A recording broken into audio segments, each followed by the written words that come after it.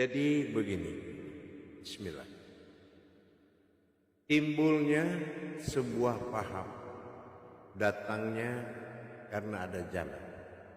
Betul? Ada jalan, benar. Iya. Kalau tidak ada jalan, tidak ada yang dipahami. Tidak akan ada yang datang. Tidak akan ada yang datang, karena ada jalan. Kata-kata Tuhan adalah kata-kata jalan. Ya, orang yang berjalan, ya, atau diperjalankan, ini adalah puncak kebenaran. Jadi kita belajar kepada seorang guru. Ini potensi gurunya ilmu pengetahuan ataukah ilmu sebuah kodrat menjadi pengetahuan? Jangan-jangan ini cerita pengetahuan. Kebenaran dari seluruh hakikat muncul di Lauh Mahfuz. Artinya terbitan Al-Quran. Terbitan Al-Quran. Kalau Al-Quran ini penjelmaan dari yang tidak terlihat, tersirat, itu bukan Al-Quran namanya. Al-Quran itu 3. Nah, kita harus ke situ dulu pergi. Jangan cerita keyakinan tanpa dalil. Al-Quran itu 3 makom pencarian. Al-Qara, dia kan dari Iqra. Ada orang yang hanya bisa membaca tulisan, tapi tidak bisa membaca di balik tulisan. Nah, itu. Yang kedua, Al-Quran, masuk alif lam u. Artinya menjabarkan makna. Ya, ini penyebab tidak tahu dia ini. Karena untuk hakikat hakiki itu dibawa pergi oleh wahyu. Wahyu, saripati dari wahyu itu adalah kodrat ruh hayat Rasulullah. Makanya penjabaran itu adanya di tangan Rasul, tidak dituangkan dalam Al-Quran, tapi ada tanda dalam Al-Quran. Maka dikatakan Al-Quran itu adalah tanda-tanda bagi yang berpikir, tulisan bagi yang tidak berpikir. Itu beda. Kalau tulisan bagi yang berpikir, dia nggak ada ilmunya. Al-Qur'an. Tapi yang berpikir Al-Quran, mulai dia menjabarkan makna, menjabarkan makna. Di balik itu ada lebih dalam lagi, yaitu sebuah penglihatan, melihat rahasia di balik tulisan, namanya Al-Qur'an. Ada ain melihat atau memandang.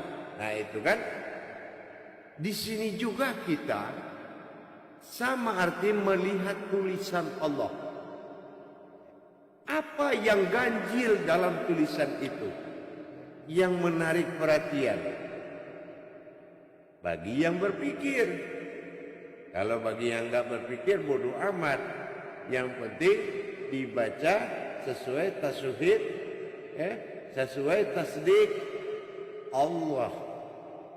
Tapi berpikir enggak? Yang penting tentang Tuhan. Ada ayat yang tidak terlihat tapi ada, namanya huruf tenggelam. Nah, memaknai huruf tenggelam sama artinya kita mencapai anjungan tertinggi, yaitu singgasana Tuhan. Singgasana Tuhan itu tidak bisa dibayangkan. Sulit memang, tetapi kesulitan itu diatasi dengan adanya kodrat Tuhan pada wujud manusia. Itu diatasi. Di mana dia bertanya, di situ dia jawab. Itulah di balik ayat. Itu Al-Qur'an. Ya. Nah, ini juga kita harus sampai ke pemahaman seperti itu. Kenapa ada sebutan terhadap Tuhan ini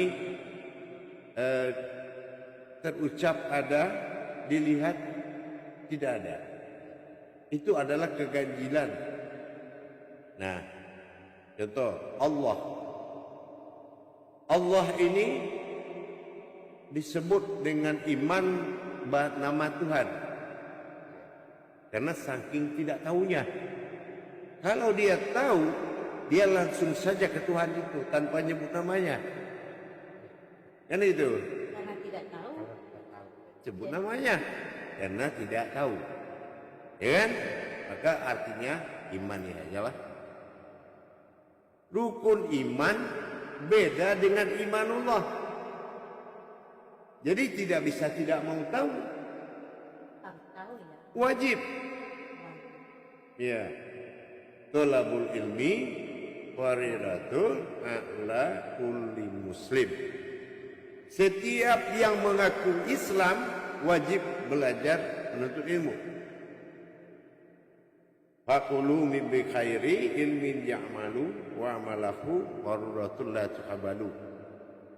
Belajar, beramal, beribadah tanpa ilmu pengetahuan maka amal ibadah itu ditolak, la tuqabalu, tidak diterima atau dikembalikan. Makanya senang hatinya pulang sholat. Kenapa? Karena amal itu dibawanya lagi pulang. Ya kan? Tapi orang yang berhasil sholatnya, sentuhan membuat kesadaran tertinggi itu datang. Bukan gembira. Karena dia tidak bisa mengucapkan apa yang dia alami saat sholat itu. Maka dia pulang itu menikmati sekali. Sehingga dia melakukan zikir-zikir sebelum pulang. Saking tidak puasnya pertemuan sesaat. Seharusnya zikir itu sebelum sholat. Ya. Ikimi sholatana li zikri. Surat Toha 14. Mendirikan sholat itu untuk mengingatku. Karena dia tidak cukup waktu untuk mengingat, dia laksanakan zikir. Tapi sekarang mana? Belum juga berdoa imamnya, jamaahnya hilang. Karena sholat tidak fardu lagi. Karena sudah menjadi kewajiban. Fardu kifayah. Fardu ainnya hilang. Makanya dia langsung pulang. Begitu imam menoleh ke belakang, tinggal marbot yang duduk sendirian. Jamaah yang bilang amin tadi sudah nggak ada. Ya kan? Nah, inilah tidak terhubungnya keakuanku dengan dia. Berarti ini sudah mencapai dia tadi. Nah, gitu. Ini jalannya tadi ya. Iya. Berarti harus Contoh. mengetahui dulu. Harus. Seandainya ada seseorang yang sedang lagi jatuh cinta. Terus ada temannya bertanya, itu pacar kamu cantik? Oh loh, kalau dia gak bisa saya ungkapkan segalanya. Nah begitu. Dia tidak bisa menerangkan tinggi, putih, hitam manis. Karena junjungan. Di mata dia itu sangat lah. Melebihi segalanya. Melebihi segalanya. Sampai sehingga tidak bisa menguraikan satu persatu. Ya. Coba kalau rasa itu ada di saat kita menyebut nama Allah. Kemana kita arahkan ketuhanan kita dengan kalam Allah? Kemana kita arahkan? Kalau kita tidak tahu jalur dia di nama itu. Ya kan? Siapa yang bernama Allah? Aku. Allah. Aku itu siapa? Itulah dia. Itu bahasa iman. Ya. Tapi bahasa ilmu itu bukan begitu. Oh, bukan seperti itu ya. Bukan seperti itu. Mau tahu bahasa ilmu? Bahasa ilmu ini adalah orang yang menguasai hijaiyah. Tidak. Ya, karena Al-Quran terbuat dari 3 perkara. Ya kan? Ada yang berupa Jabariyah. Ya, ada juga yang berupa Hijaiyah. Dan ada yang berupa Falakiyah. Kalau Falakiyah itu angka. Angka dalam Al-Quran tidak lagi angka tapi sudah menjadi ayat. Namanya Falakiyah. Satu tidak akan dikatakan satu, tapi aku ada pada satu. Dan gitu. Nah, itu Falakiyah.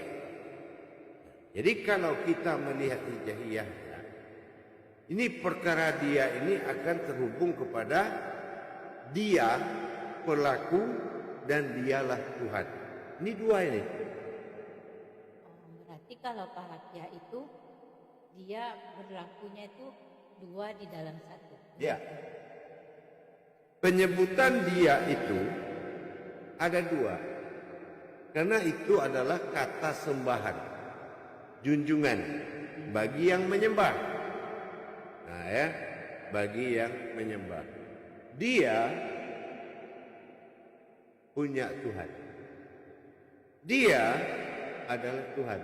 Nah ini beda. Bedanya itu seperti apa? Nah. Biar pemirsa lebih penasaran. Ya. Insyaallah. Ya. Di ketuhanan, dia adalah Tuhan dari sekalian alam. Itu adalah ketuhanan. Wujudnya rahmatan fil alamin jatuh kepada Muhammad. Ya, itu dia. Di mana kita lihat dia itu dalam ejaan tasawuf waw. Waw itu dibaca hu. Hu itu dia. Ya, waw. Maka kalau kita melihat kepada huruf tadi, itu harus dapat wujud yang menyatakan dia. Yang kedua, Tuhan dari dia adalah aku. Aku yang kedua itu namanya dia yang menjadi wujud Tuhannya. Ya. Nah gitu, ya. Aku Tuhan dari sekalian alam, Tuhanku adalah dia dari diriku. Nah, ini beda Rabbil alamin dengan ilahinas. Nah, Berarti Buya, mungkin begini ya junjungannya, kalau alam junjungannya Muhammad. iya, Muhammad junjungannya Allah. Nah, dan Allah junjungannya aku. Mungkin seperti itu. iya, aku Allah. Hu Allah. Nah, kalau Allah menyebut aku itu dia. Iya. Ah, ya. Nah, itu dia. Nah, makanya siapa dia itu? Itulah domahu. Wow kecil kalau orang tua-tua bilang. Kalau wow kecil berarti Maha Esa. Maha Esa. Kalau wow besar, Maha besar. Artinya apa? Allah. Allah. Inilah wow yang terucap tapi tidak terlihat. Tersembunyi. Tersembunyi, namanya huruf tenggelam. Huruf tenggelam. Dan Tenggelam dalam wujud batin, bukan sirna. Tapi alif domah u, ya, itu dikatakan domah itu waw kecil. Nah, itu larinya adalah hu. Hu. Ya. Kalau hu artinya juga dia. tetapi terlihat begitu. Tidak. Soal terlihat dan enggak terlihatnya nanti. Ya. Kalau kita menjunjung kepada junjungan, maka junjungan itu pasti punya Tuhan. Kita suka motor, motor ini milik siapa? Pasti ada pemiliknya. Nah, gitu. Sama dengan kita mengadakan pujian, ya, atas nama alam memuji Tuhan. Ini Muhammad. Yang dipujinya adalah kodrat Tuhan bernama Ahmad. Ya kan? Nah, disatukan Muhammad dengan Ahmad, ya. Ahmad disatukan Tuhan dengan Allah, Muhammad dengan Allah, itu Ahmad. Adalah Allah zat, Muhammad adalah nur. Nah kan gitu. Nah itu namanya Ahmad. Ahmad ini kodratnya dia itu disebut hamdu. Nah gitu ya. Kata Buya harus ada jalan. Harus ada jalan. Mengetahui kepada kebenaran itu, mengetahuinya harus ada jalan itu sendiri. Insya Allah, silakan. Mohon izin Buya, mengenai tadi yang sudah diuraikan oleh Buya, mengenai bahwasannya di situ adalah aku dan dia, bahwa dia itu adalah yang dikatakan ada dia sebagai keumatan, atau dia yang disembah oleh sekalian alam, dan dia adalah Tuhannya dia. Apa seperti itu Buya? Dan di situ satu lagi Buya, mohon maaf, yang dinamakan Hu tadi yang dinamakan Buya, di situ ada waw besar. Nah, waw besar ini adalah yang tenggelam. Nah, yang tenggelam ini apakah yang dikatakan dia itu Buya? Mohon penjelasan Buya. Ya. Allah, dia berkalam tentang Tuhan ini harus pasti-pasti. Ya, Tuhan bukan pendapat seseorang.